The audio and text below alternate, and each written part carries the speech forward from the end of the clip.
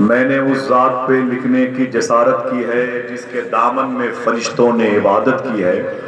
اللہ اللہ وہ کیا لوگ ہیں جن لوگوں نے چلتے پھرتے میرے آقا کی زیارت کی ہے۔ اللہ اللہ وہ کیا لوگ ہیں جن لوگوں نے چلتے پھرتے میرے آقا کی زیارت کی ہے۔ مجھ سے کرنا نہ کبھی تاج محل کی باتیں، میں نے سرکار کے روضے کی زیارت کی ہے۔ اے غنی دولت دنیا کی نہ لالچ دینا، غوث اعظم کے فقیروں میں گنے جاتے ہیں۔ واہ واہ مبارک ہو، کچھے شیر کو تحفتاً پیش کیا محمد ذاکر اسماعیلی نے اور اپنی محبت کا خراج پیش کیا ہے، اور آپ سب کی شرکت کی ضرورت بھی تھی اور آپ نے ضرورت کو محسوس بھی کیا۔ ان کے مائک پر آنے کے اوائل عمری میں خطابت کا وہ عظیم ہیرا بھی آ گیا، علم بھی، عمل بھی، خطابت بھی، ذکر بھی، اور ذاکر کی تمام تر جو برکتیں موجود ہوتی ہیں ایک شخصیت میں، وہ خطیب اہل سنت حضرت علامہ وسیم صدیقی شاہ صاحب قبلہ کے پیکر موجود ہیں، جس شخصیت نے اپنی زندگی کے شب و روز، راتیں، بڑی راتیں اور بڑے دن جامعہ اسلامیہ روناہی ضلع فیض آباد کے حضور صلی اللہ علیہ وسلم کے مبارک گھر میں گزارے، اور وہیں سے اس نے پوری دنیا کے عشاقان مصطفیٰ صلی اللہ علیہ وسلم کے شعور و فکر کے شکم کو حضور صلی اللہ علیہ وسلم کی اولاد کی محبت کے پاکیزہ انواع اقسام سے بھر دیا ہے ماشاءاللہ۔ میں علامہ زاہد الانظامی صاحب اللہ ان کے ادارے کے تمام تر معاونین اور ادارے کے تمام تر اساتذہ کو بہت بہت مبارکباد پیش کرتا ہوں، جن کی قد و کاوش کی وجہ سے یہ مبارک محفل اس وقت سجی ہوئی ہے۔ آپ بہت دیر سے بول رہے ہیں، تھوڑی دیر خاموش رہیں، ایک دو شعر پڑھتا ہوں، اس کے بعد حضرت کا استقبال کروں گا۔ عبد معبود کو آپس میں ملانے والے، عبد معبود کو آپس میں ملانے والے، نور ہی نور ہیں آقا کے گھرانے والے۔ عبد معبود کو آپس میں ملانے والے، نور ہی نور ہیں آقا کے گھرانے والے۔ اور علامہ وسیم صدیقی صاحب اللہ تشریف فرمائے،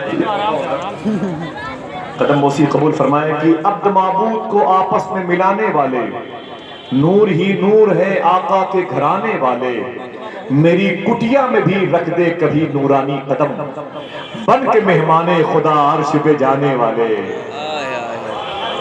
میری کٹیا میں بھی رکھ دے کبھی نورانی قدم، بن کے مہمان خدا عرش پہ جانے والے، بن کے مہمان خدا عرش پہ جانے والے۔ اور اپنے مکتب کی مجھے سونپ دے جاروب کشی، ہو کہ امی پڑھے لکھوں کو پڑھانے، اپنے مکتب کی مجھے سونپ دے جاروب کشی، ہو کہ امی پڑھے لکھوں کو پڑھانے والے۔ اس انداز میں بیٹھے، اسی انداز میں تقریر بھی سنیں گے اور کچھ باتیں دل کے نہا خانوں میں رکھیے گا انشاءاللہ۔ ہم کاموں میں باتیں گھر تک نہیں پہنچ پاتی ہیں، وہ راستے سے ہی نفس اتار لیا کرتا ہے، ٹھیک ہے؟ جلسے کو بامقصد بنائیں، جس کے لیے ادارے کے اساتذہ نے اخلاص کی بھیک مانگی ہے۔ عبد معبود کو آپس میں ملانے والے، نور ہی نور ہے آقا کے گھرانے والے۔ میری کٹیا میں بھی رکھ دے کبھی نورانی قدم، بن کے مہمان خدا عرش پہ جانے والے۔ اپنے مکتب کی مجھے سونپ دے جاروب کشی، ہو کہ امی پڑھے لکھوں کو پڑھانے والے۔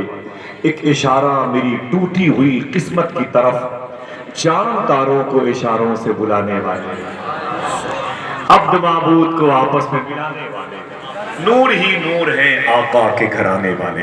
حضرات آپ سوچ رہے ہیں کہ ہمیں کیا ملے گا؟ ہم شعر پڑھ رہے ہیں تو ہمیں یہ غوث پاک کا صدقہ مل رہا ہے۔ ذاکر بھائی کو تبرک ملا، اور اس تبرک کا تعلق اس خاندان سے ہوا جس خاندان سے حضرت حسان بن ثابت انصاری کو جو چادر ملی تھی، اس چادر کا تعلق تھا۔ سمجھ گئے نا؟ آپ بولے ہمیں کیا ملے گا؟ یار بیٹھے تو رہو، پہلے بیٹھے تو رہو۔ آپ یہ کیا کم کسی بڑے منصب پر فائز ہیں کہ آپ تو دینے والوں میں شامل ہو گئے ہیں؟ اور ملتا کیسے کیوں نہیں؟ جب ذکر غوث پاک کا ہو تو غوث پاک تو اس کو بھی نوازتے ہیں جو غوث پاک کو نہیں مانتا۔ ایک بزرگ سے میں نے کہا یہ جو لوگ بڑی بڑی بلڈنگیں ندوہ دیوبند کی بنائے ہوئے ہیں، ان کے بارے میں تو غوث پاک کی بڑی برائی کرتے ہیں۔ تو بولے یہ کیا کہتے ہیں؟ میں نے کہا حضور یہ کہتے ہیں کہ غوث پاک کچھ نہیں دیتے۔ تو بولے سنو غوث پاک ان کو بھی دیتے ہیں۔ تو میں نے کہا یہ تو کہتے ہیں کہ غوث پاک کچھ نہیں دیتے۔ بولے بتا دو انہیں کیوں دیتے ہیں؟ میں نے کہا بتائیں۔ بولے یہ کہتے کیا ہے؟ میں نے کہا یہ کہتے ہیں کہ غوث پاک کچھ نہیں دیتے۔ بولے کچھ نہیں دیتے سے پہلے غوث کو پاک تو کہتے ہیں، غوث پاک اپنے اوپر کسی کا احسان نہیں رکھتے۔ سمجھ گیا؟ میں نے ان کے روزے پر ابھی حاضری دی، خادم کا نام ہے ابو نور۔ کیا نام ہے؟ ابو نور، یہ خادم کا نام ہے۔ یہ اس مزار شریف کے خادم ہے جو غوث پاک کے یہاں چوری کرنے آئے تھے، ابدال بنا دیے گئے۔ معلوم ہے ایسے کئی واقعات ہیں۔ جب ان کی مزار شریف پر گیا تو میرے ساتھ میرے کوئی دوست تھے، تو میں نے کہا یہ چادر شریف جو پیش ہے پہچان لو، خدا قسم۔ بولے کہاں کی ہے؟ میں نے کہا یہ چادر سرکار مسولی کے لاڈلے نے اپنے ہاتھوں سے بنا کے اس پر جو تاج مبارک ہے وہ الہ آباد میں منور شاہ سرکار کے خادم نے دیا تھا، جو شیخ خواجہ قطب الفی کے روضے شریف پر تقریباً 4 سال سے وہ چادر شریف ابھی بھی پیش ہے، الحمدللہ رب العالمین، ایسی مقبول چادر ہے۔ تو ایک بات مجھے یاد آئی، غوث اعظم کے فقیروں میں گنے جاتے ہیں۔ بھائی ناز کرنا چاہیے نا بھائی۔ غوث اعظم سرکار رات میں اپنے خادموں کے ساتھ بیٹھے ہوئے تھے تو تھوڑی سی کھٹ کھٹ کی آواز آئی، فرمایا کون؟ وہ اتفاق سے چور تھا، وہ نکل کے بھاگا۔ وہ سمجھ گئے کہ غوث پاک بیدار ہے، وہ بھاگا۔ فرماتے غوث پاک اسے پکڑ کر کے لاؤ۔ جب وہ پکڑ کے لایا گیا، فرماتے تو کون؟ کہا حضور معافی چاہتا ہوں، چور ہوں، چوری کرنے کے ارادے سے آیا تھا۔ فرماتے پھر کیا ہوا؟ کہا حضور آپ نے کہا کون تو میں بھاگ گیا۔ تو غوث اعظم نے ایک جملہ ارشاد فرمایا، بتا دوں؟ سنیں گے؟ کتنے لوگ سبحان اللہ کہیں گے؟ جو نہیں کہیں گے ان کے کان میں کہنا، وہ بھی کہنے لگیں گے شاید۔ فرماتے ہیں کیوں بھاگ گیا؟ تو بولے حضور آپ نے تو یہ کھٹ کھٹ کی آواز سے آپ نے کہا کون تو میں بھاگ گیا۔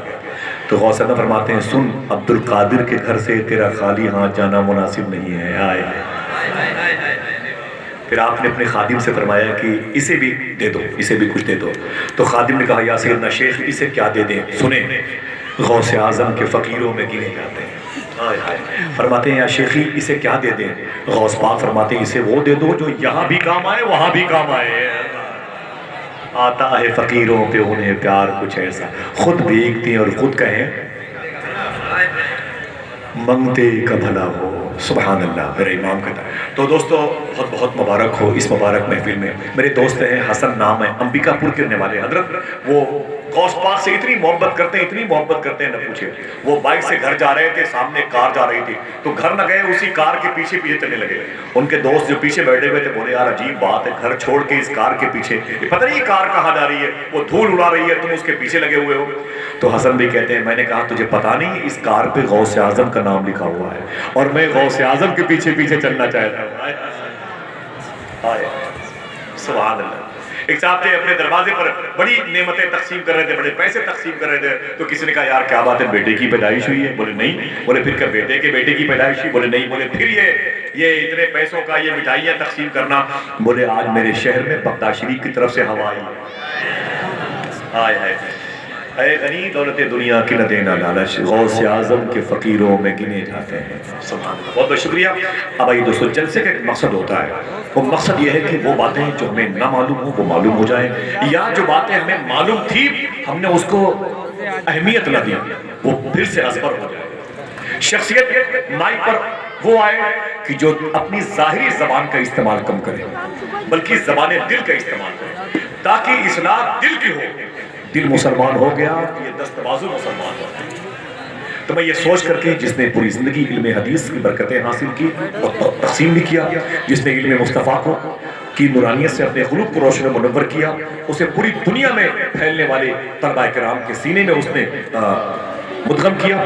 آج وہی شخصیت ادارہ اسلامیہ انصار العلوم کٹرا بارہ بنکی جو لکھنؤ کے قریب ہے، اسی پاکیزہ ادارے میں سب سے خصوصی خطاب کرنے کے لیے حضور سرکار گلزار ملت کے قدم کی برکتوں کی آواز ہماری سماعتوں کے شکم تک پہنچنے سے پہلے ان کی آمد ہو رہی ہے۔ میں بہت ہی مبارکباد دیتا ہوں اس ذات کا انتخاب کرنے والی شخصیت کا کہ جس کی قد و کاوش اور جد و جہد کی بنیاد پر ایسے باکمال اور باثر گفتگو کرنے والی آوازیں حضور کے منبر پر موجود ہیں۔ ہاتھوں کو اٹھائیں، استقبال کر لیں۔ نعرہ تکبیر، زور سے بولے نعرہ تکبیر۔